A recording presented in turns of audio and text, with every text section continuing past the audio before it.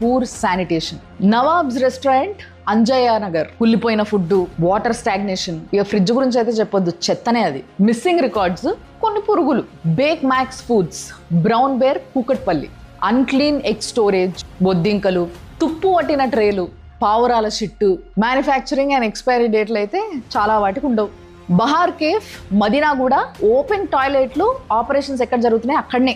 అస్సలు హైజీన్ లేదు, లైటింగ్ లేదు, ఫుడ్కి లేబుల్లు లేవు, and missing medical records. So ఇదంతా చూసినాక చెప్పొచ్చేది ఏంటి అని అంటే, హైదరాబాద్లో ఉన్న వాళ్ళు ఎవరెవరైతే ఇట్లా రెస్టారెంట్లకు పోయి తినొస్తుండ్రో రెగ్యులర్గా, వీళ్ళు ఏం చేయాలి అంటే, ఇంట్లోకి వెళ్ళి బయటికి వెళ్ళినప్పుడు మనం కీ హ్యాంగర్స్ నుంచి వెళ్ళి కీ తీసుకొని తలుపుకి తాళం వేసేసి పోతుంటాం కదా, ఆ కీ హ్యాంగర్ పక్కనే ఒక మంచి హుండీ లాంటిది పెట్టుకోండి.